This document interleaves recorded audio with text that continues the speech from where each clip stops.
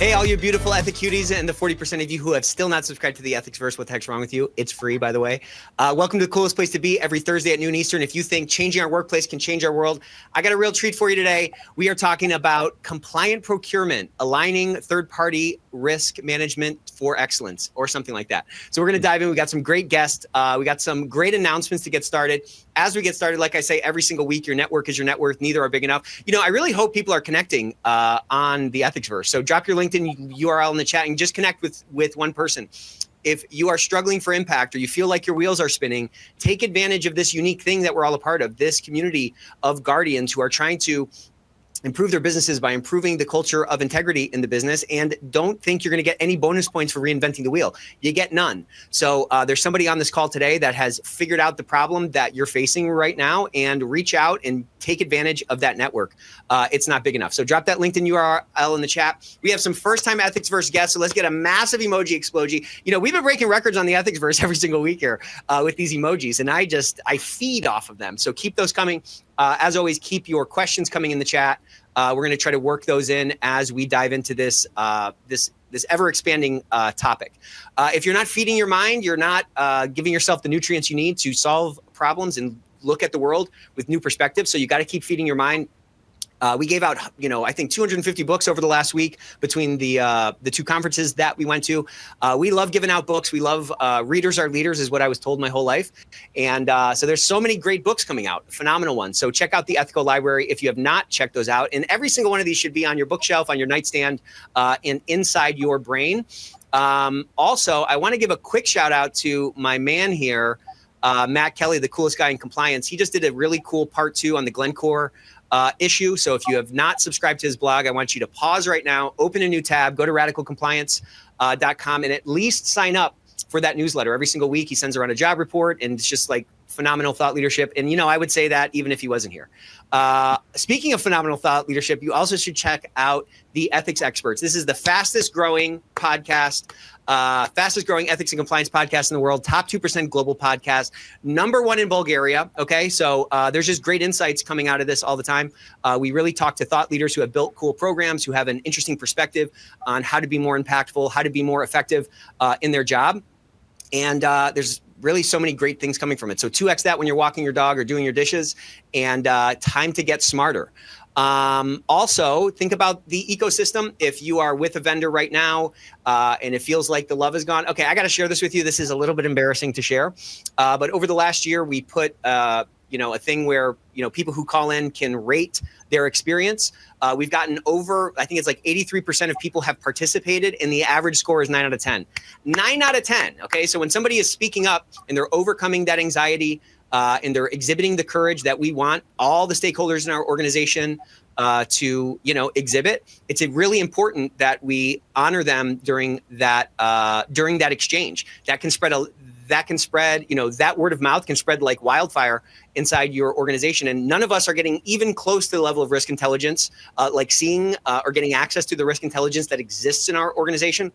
So our job is to crowdsource that risk intelligence at scale, provide those insights back to the point of risk. We need the participation of the workforce. So we have to have a phenomenal experience. So that's just one aspect, one proof point of the Ethico approach of trying to really add value every single day to our clients' lives. So if you want to see what else is out there, if you have something coming, if your contract's coming up in the next 2 years, it might be worth seeing what we have in place and perhaps taking advantage of this Promised Land promotion, which gives you up to a year free, 15% off. Of course, some restrictions apply if you're coming from any of these legacy providers. So if we are truly at this inflection point that I'm talking about all the time, where the next 10 years can look way different than the last 10 years, it's going to cause us to do things differently. We have to bring new mindsets to the problems that we're facing, and sometimes we have to bring new tools. And so Ethico might not be the right company for you, but we are. Just kidding. But if we're not, all good. You can, of course, still come to the Ethicsverse, and there's a lot of really cool things coming out right now. I want to give a couple of shout outs. Is that how I say it? I got to say this real quick.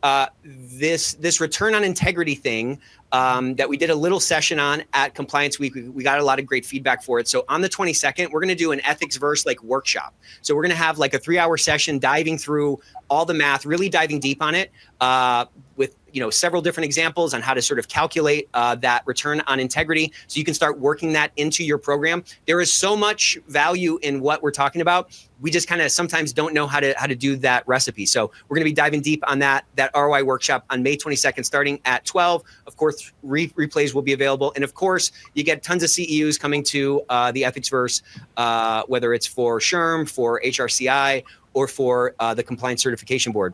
There's a really cool conference coming up. Matt, I think you might be going to this conference in San Francisco on June 12th and 13th. This is the AI conference. We got a little bonus code for you so you can get 50% off. 50% off. Who loves you? Yeah. And the one and only Andrew McBride is going to be speaking at that as well.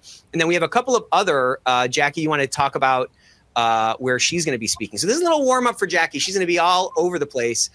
Jackie, why don't you walk us through where you're going to be speaking? Busy month in June? I'm actually going to be at that AI conference as well, so I'll get to meet you in person, Matt. I'm looking forward to it. I love Andy McBride, so I look forward to seeing him there.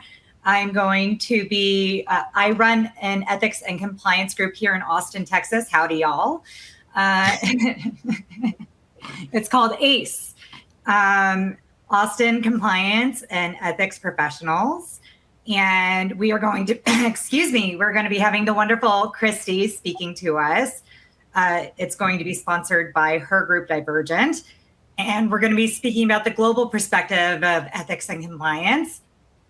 And I will be speaking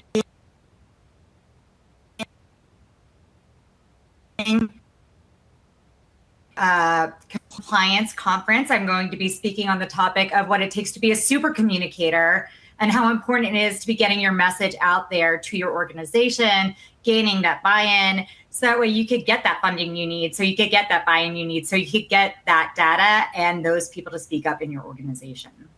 I love it. Phenomenal topics. Good luck on that. Break a leg. I think you're going to do great, though. All right, so I'm going to pass it over to the coolest guy in compliance, Matt Kelly. Everybody on the Ethicsverse right now should be totally subscribed to Radical Compliance. How's it going, Matt? Good to see you, buddy.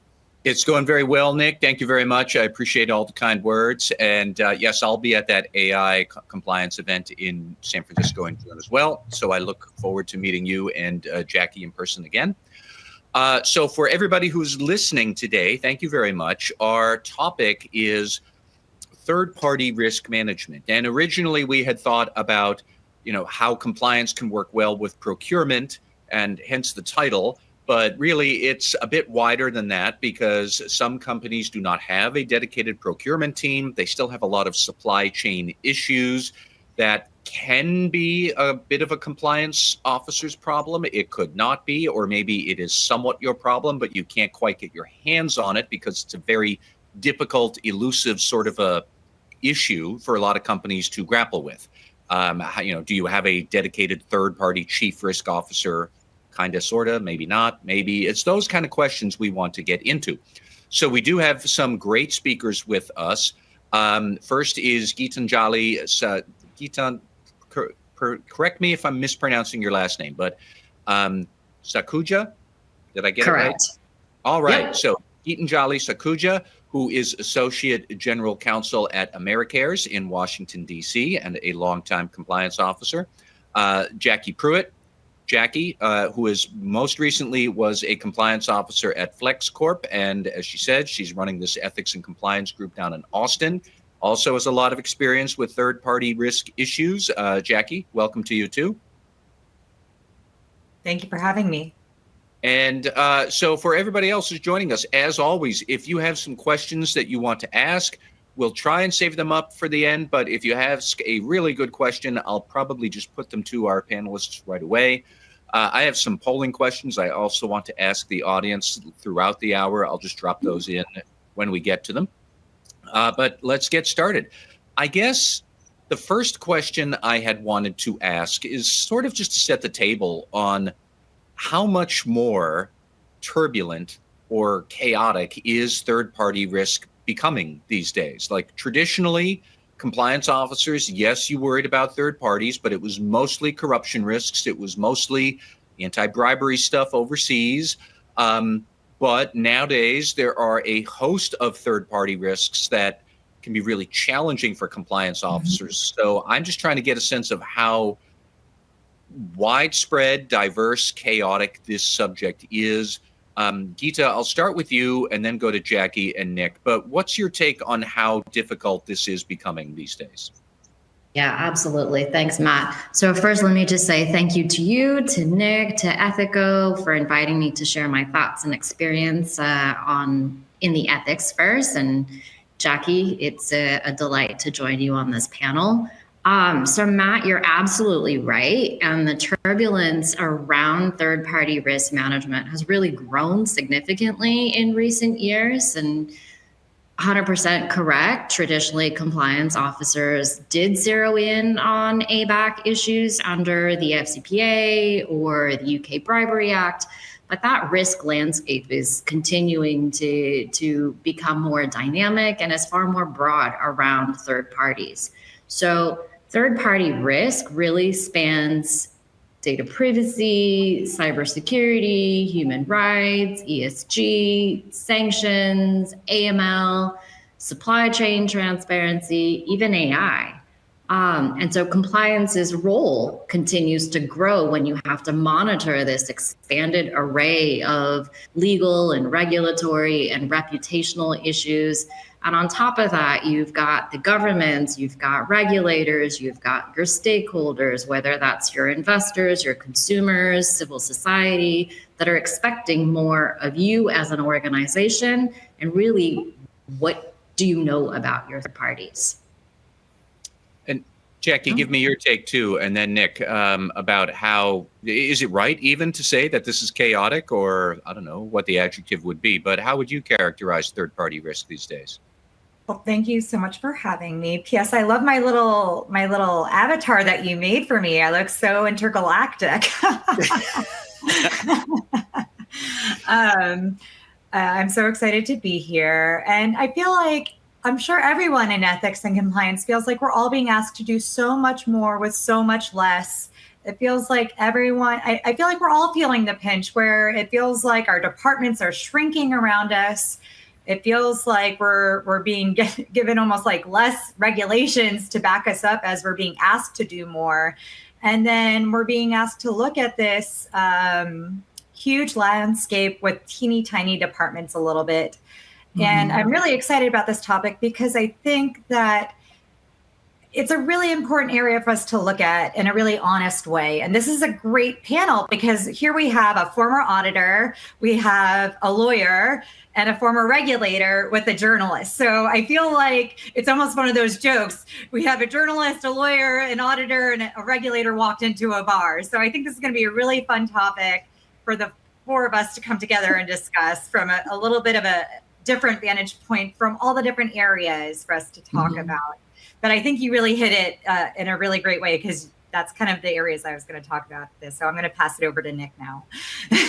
Well, hold on, Nick, I want to put the question a bit more precisely to you because Geeta said something that was, I thought, really great, where she'd mentioned, what are you responsible for as a company? And I like that because clearly you're responsible for a third party's, violations of the law. That's going to be a problem. But there's a lot of other ethical or cultural issues, if they're they might be working in your business. And what do you want them to govern? What do you want to govern with your third parties? What do you not? What do you have to do? But it's getting more and more complicated. Like, give me your take on why this is such a big, challenging thing, do you think, Nick? Well, I think it's a couple of things. I think, this whole third party issue, there's been kind of a disconnect, the third party management used to be kind of linear.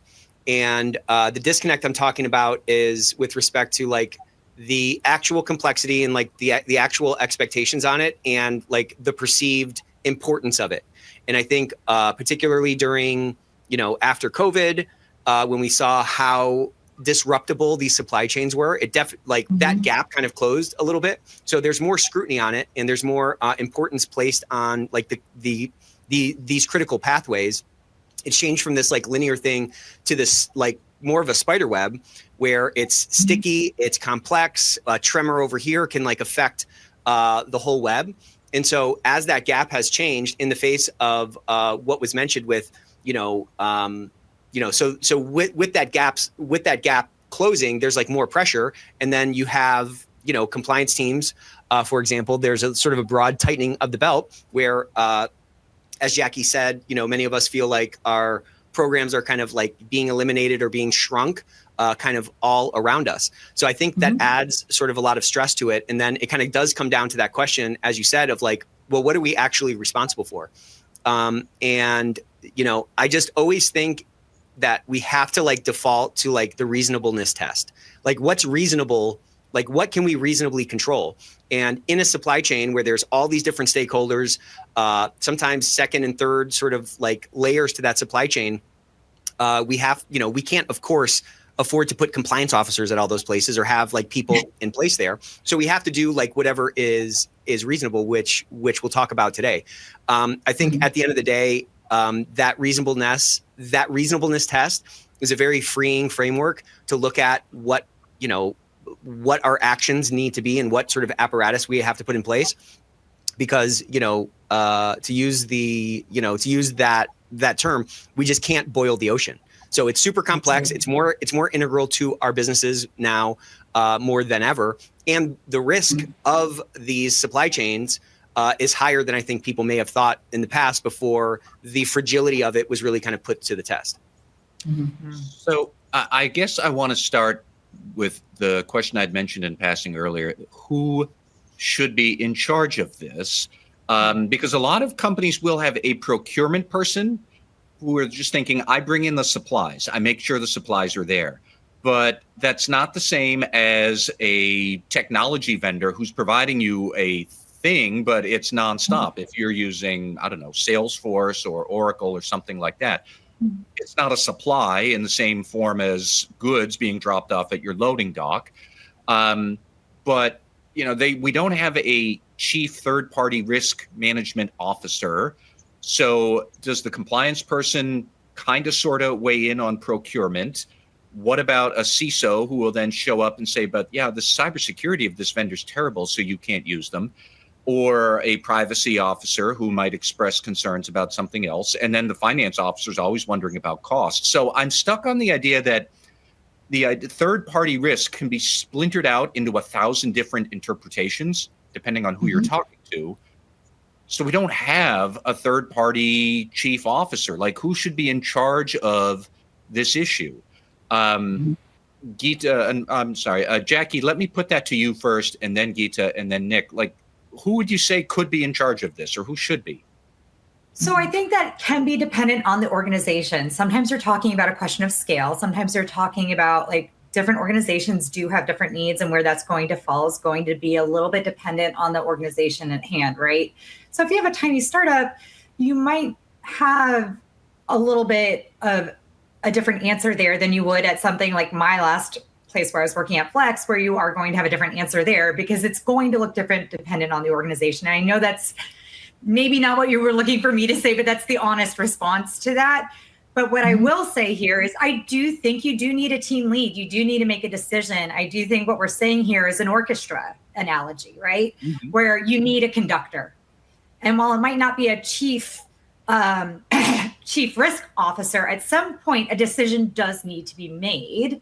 And while one person cannot be an expert in all things, a conductor might not know of an orchestra, might not know how to play a violin, and they might not know how to play a tuba, but they might know how to conduct them all so they all play in symphony together, correct? And then you have a first chair, and you have a first chair, and you have a first chair, and that is how you get them all to play in symphony together. And that is my response to that answer. That was great. I like that. I love that analogy, and I would just echo that sentiment because it very much depends on the organization. I think in theory, it's nice to say that there should be a TPRM team within an organization, but I think that's the rarity rather than the norm, at least of all the organizations that I've been a part of, where there even isn't a dedicated compliance function or a dedicated legal function, let alone a dedicated procurement function or risk function for that matter. So it really depends on where some of those key responsibilities or directions really already sit within the organization that you can start to kind of weave that thread into a TPRM program. So for example, who already looks at ABAC, who already looks at conflicts of interest, who looks at contract risks, who does that procurement if it isn't a function in and of itself, who looks at due diligence, who looks at fraud risks, who looks at control testings. So to Jackie's point, I mean, you still very much, whatever your internal structure is, it still needs some ultimate accountability, that conductor that's going to bring in that strategic sort of oversight, ensure that the policies, the governance, that risk appetite are really aligned and are married to what the organization's goals and its regulatory sort of footprint and obligations are. So no one size fits all. That's the reality of what we're dealing with. But I think regardless of the org size or the setup or whatever, it takes this sort of, I think of a symphony. I'm just kidding. But it takes this sort of, it takes this like coordination across these different groups. And, you know, the example I was going to use was like a relay race. So maybe it's legal, compliance, procurement, and like the business unit. Each of those people have to like hold the baton at some point in the race. We're all running toward the same thing. That responsibility for those certain aspects of the race are kind of democratized down to different parties, different individuals. Maybe it's a smaller organization where people have to wear multiple hats. But I think if we can take the corollary of like the compliance department can't be responsible for the compliance of the organization unless it's doing all the stuff in the organization.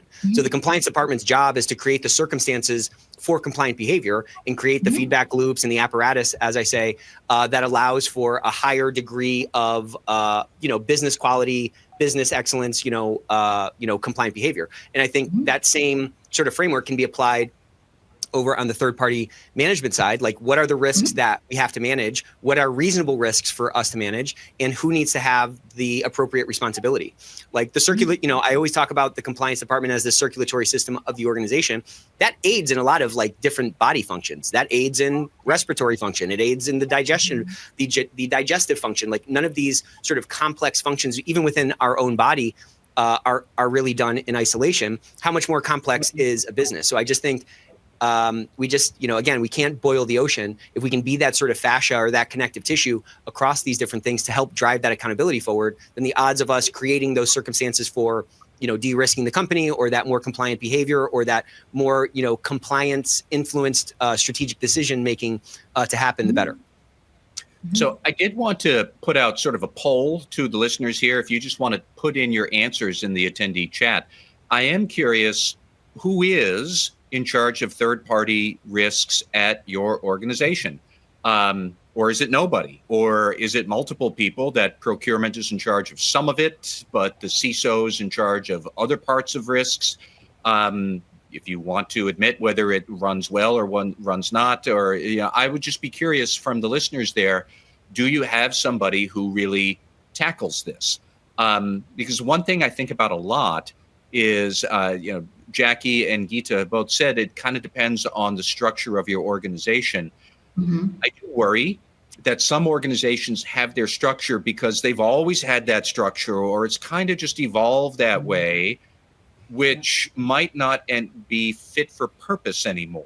And would a company have to, give itself a gut check? Are we really managing third-party risks in the right way, or should we somehow consolidate a lot of this effort into one team or to one person? Is the compliance officer the right one or not? I don't know if either Geeta or Jackie, you have any thoughts about, could you be trapped in the wrong sort of structure, and maybe compliance teams have to raise that up to senior management that our risks have changed. We need to revisit our whole approach to this. What do you think? Great point. 100%, Matt. And I think that's a super great question, and a very true reality, right? Because some of those organizational structures in and of itself can be the risk, right? You've evolved over time. You've got these fragments of a third-party risk management program that are sitting so far apart from each other. And potentially, if your organization has a compliance resource available to them, I think one of the best skills, Nick, to a point you made, is to really bring in all those reps from the different functions, right? We as compliance practitioners understand how to sort of manage, assess those risks, and also to be able to help kind of connect those dots. So if you're bringing in your legal teams, you're bringing in someone from procurement, you're bringing in someone from IT, you're bringing in someone from the business, the one who's actually dealing with those third parties on a day-to-day, to ensure that you're actually able to share those insights, you're able to flag those risks, you're able to identify what the emerging threats are, you're able to avoid duplicated efforts that otherwise tend to run sort of rampant, but you're really able to create ownership with the stakeholders. You're able to define and attribute a relationship owner that's going to manage that third party for you, when you're not able to take the airplane out of midair and rebuild your program, right? Yes. So compliance has a lot of advantages that it can exercise and utilize when trying to tackle third-party risk management. I think you just hit on a key word that is so near and dear to my heart when I think of compliance. So I'm going to take us on a little tangent that I think is so key to compliance. A lot of people talk about compliance as the Department of No or the police department of the organization. And I have been a passionate individual about the idea of getting away from that. And someone I only had one conversation with in my networking, but it has stuck with me and in my heart, was Catherine Rosano, who used to be with ByteDance, and I believe she's with Palo Alto Networks now. She once said to me, she sees compliance as a department of relationships. And that just like, man, totally did that hit my heart.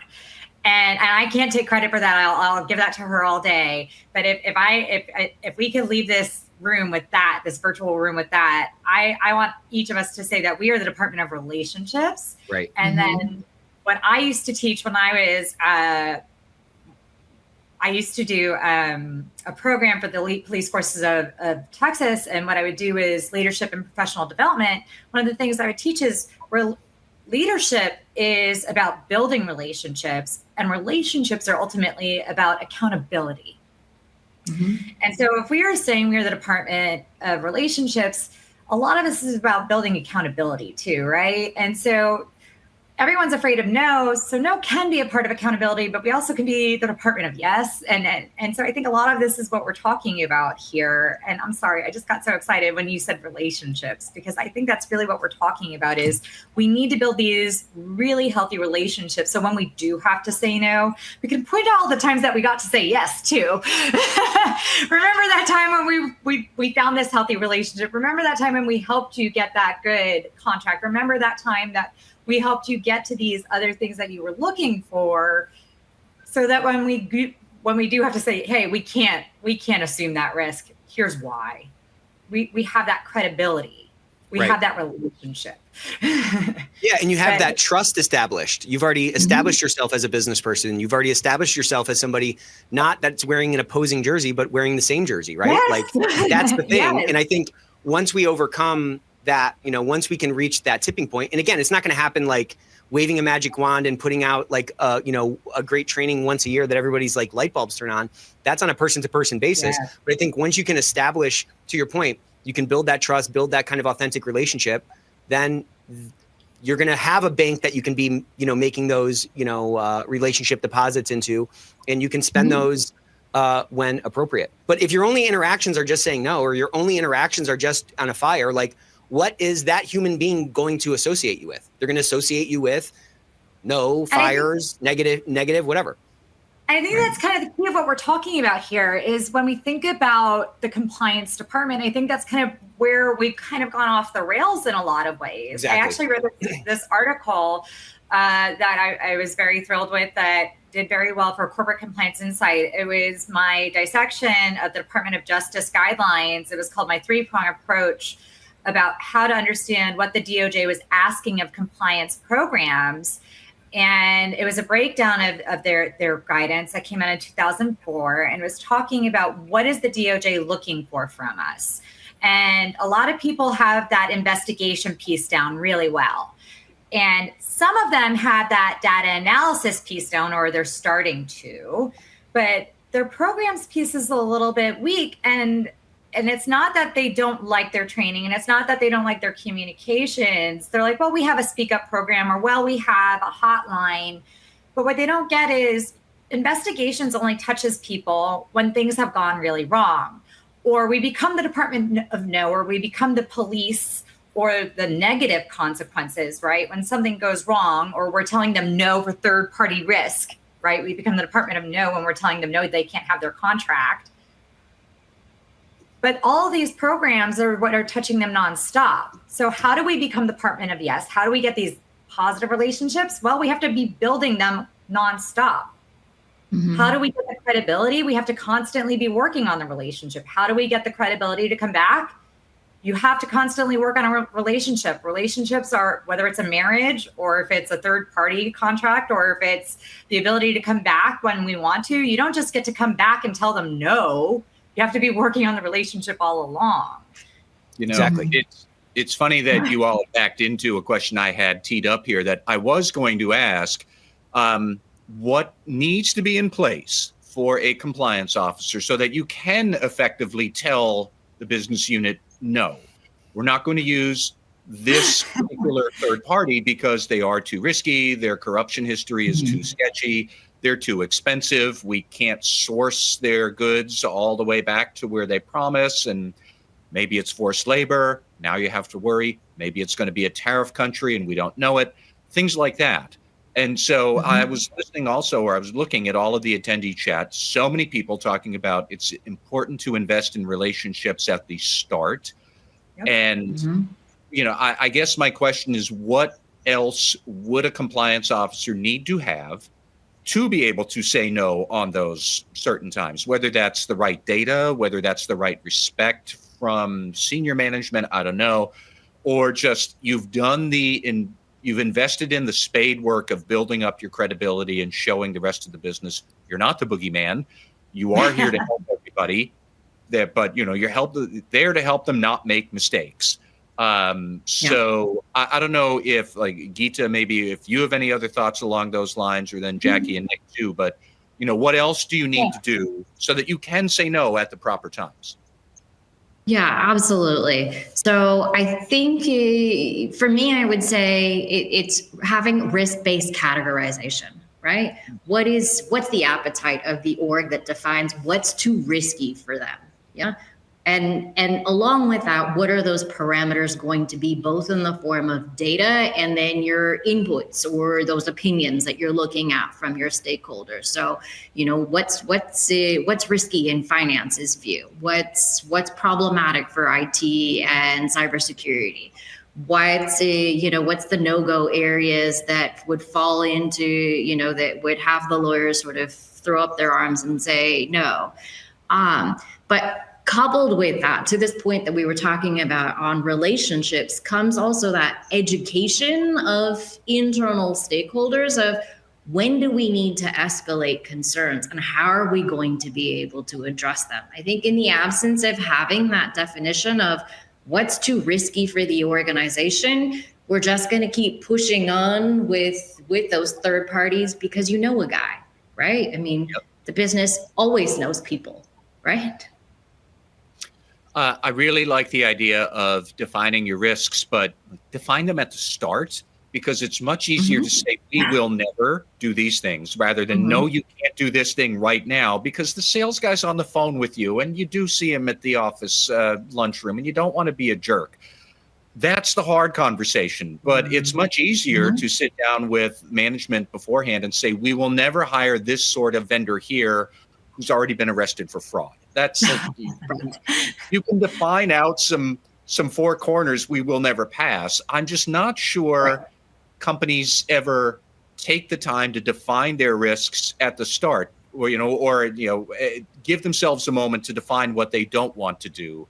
And is that a weakness? And how do you get companies to do that? I don't know, if Jackie or Nick, if you have other thoughts along those lines. Well, I think that Kohl's very publicly gave us a great example of a company standing behind their code of conduct very recently and very publicly. Like, that was a really big one for ethics and compliance. They just very publicly had a CEO. I mean, I'm not talking out of turn. They very publicly had a CEO they hired in January, and they very publicly just let him go because he violated their code of conduct. They named names and everything on that one. That was probably one of the most public quick turnarounds on the CEO not standing by their code of conduct. And they said, you know what? You didn't follow our policies and procedures, and you're a CEO, and we're going to let you go. Like, that was a big one. That one made it all over, international news. So that was a big example of the top guy not being able to cut the mustard, and he got cut. Yeah. But that was shocking, right? Because that doesn't happen very publicly very often when you see a CEO being treated in that regard. But that was pretty cool to see something like that in our line of work. I would say that for it to happen, you do need a company to be that strong. You need to know what the standards are, but you also need the authority. So it's nice to have relationships, but you need something that strong. You need it to actually come with authority. And you could have great relationships, but if it doesn't come with something that strong standing behind it, you could have, I always like to point to Enron as a great example of having great standards, but not really having those standards enforced. Like, they had some great slogans that were literally on all their walls. It's a really famous example that I used to point to. Enron famously had a great motto and great values that were literally plastered everywhere, but it has to go with how those things are enforced. So you need to have the authority to have those things enforced behind you. And that goes to culture and what is real versus what is being said. So that really goes to, are you in the right place for you? Are you being given the authority to do what you need to do? And in the case of Kohl's, they were given the backing. That was pretty shocking, but pretty cool to see happen. Nick, I didn't even know that was possible. A CEO could get fired like that. So notice taken. Okay, I'm just kidding. But Matt, back to your question. Ideally, we have all these risks defined, and those are communicated, and we can go back and point to the document and say, yeah, this guy's kind of out of bounds here. Nothing we can do on it. I think that rarely happens, because I think that takes a certain discipline and a certain cadence of updating that, Liz Lemon style deal breaker list. And I think also these risks are changing all the time. So I think the importance is, I think the hack or the rule of thumb is to just, as we've said, we need to always be, having that sort of forward pressure, building relationships, rebuilding our brand, making sure our reputation with our different stakeholders is strong and getting stronger. Of course, that's kind of table stakes. But I think we have to assume reasonableness. That's kind of my key word for the day. The person on the other side of it, who's coming to you and is saying, hey, I think we should, use this Russian oligarch. We have to assume that they're a reasonable person. We have to at least start there. And I think if we have a true justifiable basis for saying the no, and we can communicate that why, as we were just sort of talking about, I think 9 times out of 10, if we have a posture of trying to be helpful, if we have a posture of trying to be a servant to the organization and be this sort of, business enabler, that's another sort of word that's way better than being the office of no, then that interaction itself doesn't have to be, this black and white sort of binary outcome. There's usually another way through it. There's usually somebody else that we can find. And I just think we have to assume that the person coming to us is a reasonable person. I think if we can start from there, it makes it a lot easier to, I think, arriving at a conclusion that is, digestible for everybody is going to be a lot higher. It's interesting. I will just add. I'll let you go in a minute, but I just wanted to call out a point that Nick, you raised that I thought was really good, is these risks are changing so fast. And the example that immediately popped into my mind was, who had tariffs on their bingo card 6 months ago as a significant supply chain risk? Probably very few. And now suddenly, companies have to really think, do we want to use this supplier in a potentially high tariff country, but they're good, but it's going to be expensive. But meanwhile, somebody else is saying, let's shift to this other country that's low tariff. We don't quite know who the supplier is. Their due diligence form is looking like it's in a foreign language, but they're cheap and we avoid the tariffs. And I don't know what the right answer to that question is, but I am struck by how quickly some of these supply chain risks now are slamming right up into companies. And I don't know that they've got the pivoting ability to be able to say, all right, we have to stop and figure out what we want to do. There's business imperatives, there's cultural imperatives, there's ethics and compliance imperatives. And I don't know that we have a good structure to deal with that yet. And that's something I worry about a lot right now. I don't know, but I'm sorry, I cut somebody off. Was it Jackie or was it Geeta? I forget. I was just going to add, and I can try to tie this into your question that you kind of posed here, Matt. I think one place to start with the organization is a risk tolerance statement. What is that place, right? Yep. Does the organization, have you thought through with leadership, what will be that too risky terrain? A third-party risk management program, it should be risk-based, right? It's all contextual to the industry, where you're working, what it is that you're trying to do. How are those third parties going to interface? But to avoid having those conversations that are going to split hairs and change your goalposts constantly is also too much for an organization, in my experience, to absorb and to be able to adjust to this point where you mentioned on tariffs or any other sort of regulatory shifts that are sort of coming down the pike, right? Having that risk tolerance statement, having a risk register that's going to sort of ensure what you're doing as part of your program, whichever function it is that is leading on third-party risk management.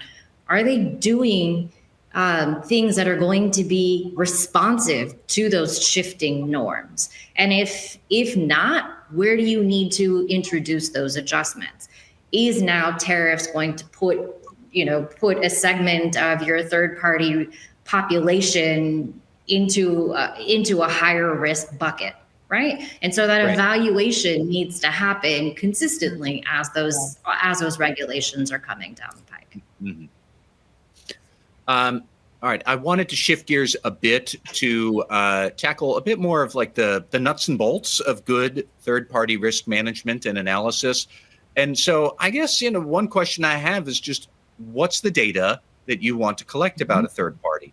And how do you go and collect it? Are we going to have endless questionnaires, which will drive third parties crazy? They'll drive you crazy. They'll drive the first line operating units crazy. But, what do you want to know about the third party, and how would you what's the mechanics of going out and collecting it? Jackie, I'll maybe start with you and then to Geeta and to Nick. What would you say about that uphill challenge? I mean, it's an ongoing process is the real answer. I would say, again, it's back to that relationship statement where you want to be collecting initial information. It depends on what kind of vendor it is.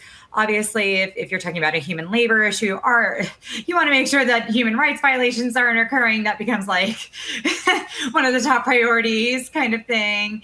If it's an AI scenario, you want to make sure what kind of data is being collected. If they have a third party that they could be outsourcing to, what's going on there. So it depends on the kind of vendor, what kind of information you're gathering, and then what kind of contract it is. That's how often you're going to be checking in on it. So I guess it's what is this third party? What is the nature of the relationship? How long is the contract going to be? How often are we going to need to check in on it? Again, the nature of the relationship dictates the kind of information you're going to be gathering, and how often you're going to have to check in on it is really my response to that. And then how you're going to check in on it, the answer is you should be checking in on it periodically. And I know you don't want to drive them nuts. So it's about balance. It's about being realistic about what your thresholds are. How can you realistically check in on these things? And really, I'd like to hear more from Nick as a former auditor, because I feel like he's the biggest expert in this area more than me. But I think it's about balance, what your size of your organization is, what financially you can realistically balance within that. Because I think that what would you like versus what can you actually afford and what can you realistically do to maintain the relationship is the right response to that. Well, yeah, I think Nick, that's right. give us some analysis here. Like, you've got a lot of different competing interests that you're trying to juggle to figure out what to do. How do you figure that out? The answer is go ahead. No, go ahead. Please go ahead. Yeah, I think it just takes some intentionality, and I think it takes digesting the fact that like this is going to be an iterative thing. Like, it's not going to be a set it and forget it. Okay, I have my third party thing done. I'm pressing play, and this whole thing is going to just kind of keep running, and it's going to automatically sort of pop those risks up. As we were saying, the risks are changing all the time. The risk appetite might change depending on where the business is in a certain sort of life cycle, in a certain economic cycle, whatever. So we have to like have some intentionality, but I just think, so I'll tell you how we've helped folks set this kind of process up using our tool. And we just try to start with some very basic information. And then based on those answers, it will then ask sort of additional questions. And based on the responses to that, it can really kind of, again, depending on the size of your organization, you might have thousands of third parties. You might have hundreds of new third parties kind of entering your ecosystem, every single quarter. And so I think the challenge is constantly going back and analyzing the extent to which whatever apparatus you have in place is doing a good job of like pulling the needles out of the haystack or bubbling up the things that require additional like investigation. So, again, the 80-20 rule exists in everything. I talk about that, constantly, this Pareto principle. And so if you can get your eyes on those 20% of vendors or third parties faster, the ones that are posing disproportionate risk, and you're open to that feedback loop of like plan, do, check, act, that continuous improvement, flywheel that governs all business processes or should, then I think you're going to periodically, whether it's quarterly or once, twice a year, whatever, you're going to get some insights on how that apparatus needs to be altered. And so maybe it's driving people nuts to answer all these questions that don't even pertain to them. Maybe it's a software tool, and that software tool, like our risk lens for that or our risk, filter for that is going to be different than somebody overseas who we don't know, who might have a human rights component or a human rights risk in the production of whatever input we're utilizing to like create our own product. So I would say dividing up your third parties into a couple of different buckets, like relatively higher risk ones, they might need a different questionnaire than some of the relatively lower risk ones, but also building in some of that dynamic ability to like ask additional questions or get some additional information can help, compress the time of the feedback on how you need to like change your, apparatus kind of at a macro level. And then at a micro level, it should be, bubbling up, like I said, the third parties that need that additional investigation.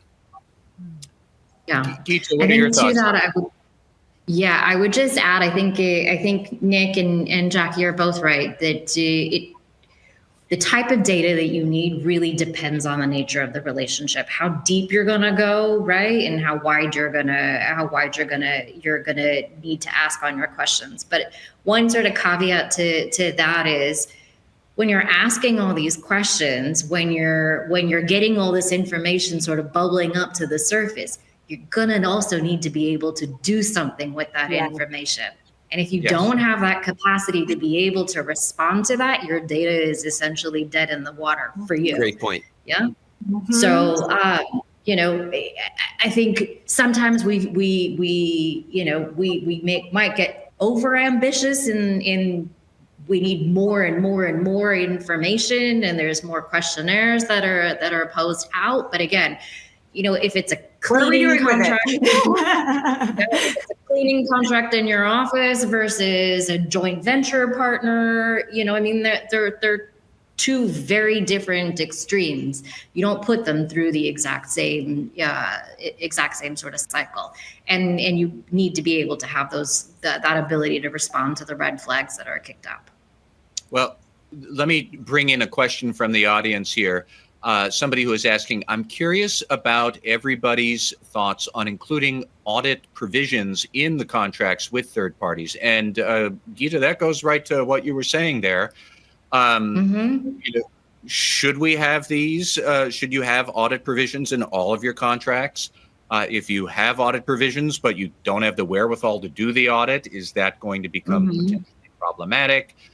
Go so forth and so on. But I guess maybe Geeta and then Jackie, what do you think about the auditing of these contracts, or how much should you try and make that a point?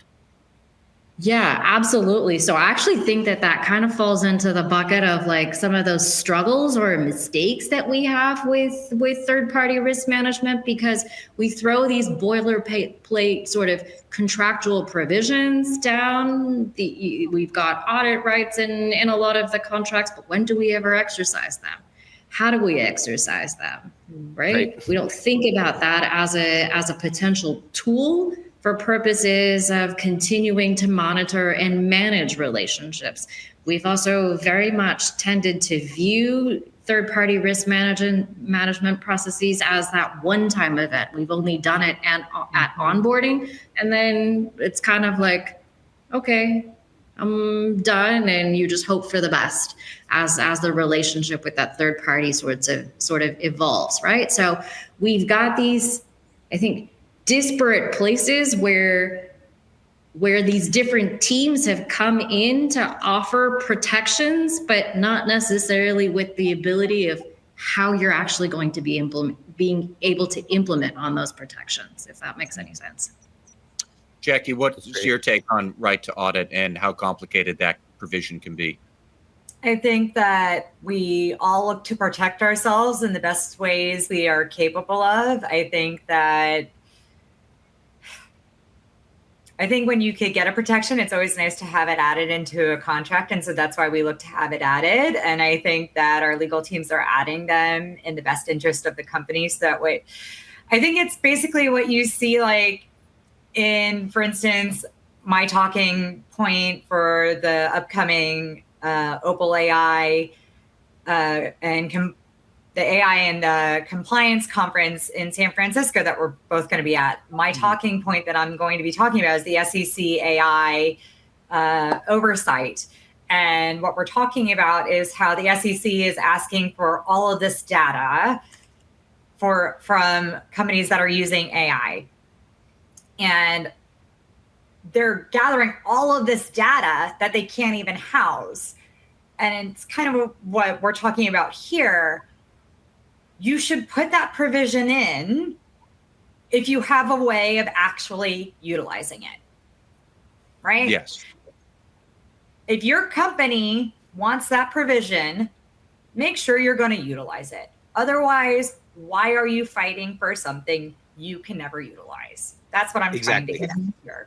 Yeah, and so there's a flip side of that as well. Like, it's an opportunity for us to show ourselves as reasonable business people. Like, correct. You're probably not going to audit Salesforce, right? Like, your business probably uses Salesforce at some level. You're probably not going to audit Salesforce. So like that's got to be, I'm just guessing, that's probably a vendor relationship where you don't need that audit provision, to your point. So what other companies, what other characteristics of third parties would fall into that bucket where I don't actually need it? Well, now I have a lever to use and sort of like my brand within the organization to say, like, I'm not going to die on every single one of these hills. No. We're trying to manage like complex risk, and I need to pick my spots, 80-20 rule. I need to pick the things that actually matter. Like, look, I'd love to die on a weird hill, but like, you can't die on every single hill. Okay. So like, we have to be smart about, like, we're managing risk, and these risks are changing all the time. There's not like a risk score. Like we're not, we're not like a corporate bond that we can just sort of, calculate the risk score for. It's an amorphous thing in general. So it's our job to be smart business people and understand which protections we must have, which are nice to haves, and which ones actually don't matter, because to your point, we're never going to pull that lever, and we're never going to send a team, out to, Salesforce headquarters to audit them. It's just not going to happen. So I think when we can come with some frameworks around, guidance with respect to vendors or to third parties, we can do what Gitanjali was saying earlier. We can have something that we can point back to, and we also can, in real time, show our reasonableness and say, okay, we absolutely don't need that. And that's when we become the Department of Relationships. There and you not go. just the Department of No.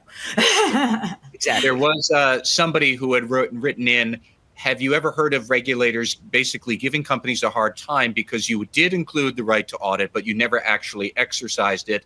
I have heard that can be a thing with some regulators. I have also heard the flip side where regulators, you would go to them and say, well, we didn't include the right to audit because we knew we never could, even though this was our highest risk we worry about and they're in a high risk market, but we were never going to be able to audit them, so we didn't include it. That is not a helpful position to argue in front of a regulator either. It just goes to what you're all saying here about, think of what your really big risks are. And if they're really big, you have to take them seriously and therefore include the right provisions that you could actually exercise. We have another interesting question from a listener. What is your position on the need to know if your third parties are using AI to assist their efforts in providing contracted services? I had not stopped to think about that before, but I don't know if anybody wants to take a shot at that. Can you say that again? I'm sorry. What is your position on the need to know if your third parties are using AI to assist their efforts in providing contracted services to you? So basically, they are doing that. Well, I don't doubt that they are, but should they be disclosing it? Should you want to know whether that is the case, or what do you think? It's a good question. It depends on how I think it goes. Yeah, go ahead. Sorry. Yeah, Geeta first, and then I think it goes to this scope. What is it that they're going to be, what is this third party supposed to be doing for you, right? I think it's a fair question to understand, depending on the criticality of the role. If they're going to be managing your HR information, right? Or how are they going to be using AI to help filter things? What are sort of the boundaries of using the technology that they will be utilizing to deliver their service or product to you as an organization? Yeah. Are they handling your PPI, or are they just drafting emails for themselves to send to you? Because if all they're doing is drafting a business email to me, I don't need to know about it. But if they're handling our PPI, then yes, I need to know. Yeah. That's the I could see a scenario where if you are using a professional recruiter and they are using AI to winnow your 10,000 applicants down to 200, absolutely. They're using AI to whittle away 98% of the people interested in your job. That seems like a lot. I'm not sure that's the wrong number, but you would at least want to know that they're doing it. Right. Absolutely. Correct. Yeah. And I guess maybe the last question, I'll pose it first to Geeta and then Jackie, and then Nick, I'll let you take it home for everybody. Like, what are the miscommunications that you see most often arise when compliance is talking with other folks about third parties? Because everybody's tugging at the issue a little bit. So what are the mistakes that you commonly see? Yeah, so I'm in my experience, it's actually surprisingly common, and it's costly. And they usually arise because you've got different goals at play, you've got different vocabularies, you've got different priorities. That's going to lead to those sort of gaps in accountability and that risk oversight. So, from where we started at the beginning of this conversation, first, who's owning third-party risk management here? And if you don't have that designated owner, then you're not having that ability to sort of pull things together. You've got different timelines and priorities that are tending to clash. You've got the business that is, at this, with lightning speed wants to get the ball rolling, where you've got maybe legal and compliance who needs the time to go digging, right? Yep. You've got inconsistent sort of risk language, because risk means something very different to all the different teams. And if the risk findings aren't shared and they're not understood, then your business doesn't understand what all that fuss is about, and they're trying to just get their work done. I mean, again, they know a guy. They, as far as they're concerned, it's all good because I know them. And right? Jackie, my brother. My cousin. Jackie, if you can give us your thoughts in about a minute or so, and then I'll turn it over to Nick for the wrap up. Yeah, I think that it's really just about authority, ownership, and shared values within different areas. It's not that anyone's trying to be a bad actor. It's just different priorities, different timelines, and different understandings. I don't think it's really that anyone's trying to do something wrong. I think it's just different people have been told this is what our priority is. And so they're all trying to achieve what it is they're trying to achieve. And again, I think a lot of times people don't even understand what compliance is trying to do. And then compliance is usually this little tiny, one of the least funded organizations that's also trying to do 10 other different objectives over here. And then here we are trying to step in and oversee this area where we're not the experts on 20 different, or sometimes 1,000 different types of vendors. So I think the idea is, if you could figure out within your organization how to find that conductor who could bring these different areas into symphony, that's where you're going to achieve the best outcome for your organization. And then, does it have to live in compliance? No, it doesn't necessarily have to live in compliance. That's up to your organization where that makes most sense. Right. It might be legal. If you have procurement, because as we said earlier, not all organizations are fortunate enough to have a procurement. But if they have procurement, it might be over there. It has to be what makes sense for your organization. You all have to be in agreement, and that has to be the designated conductor so you can all play in symphony. And that's kind of how I see it. Right. Nick, I'll let you take it home. Yeah, I think the biggest risk is just this jump ball risk. And I think if there's the lack of accountability or there's the lack of that connective tissue, i.e.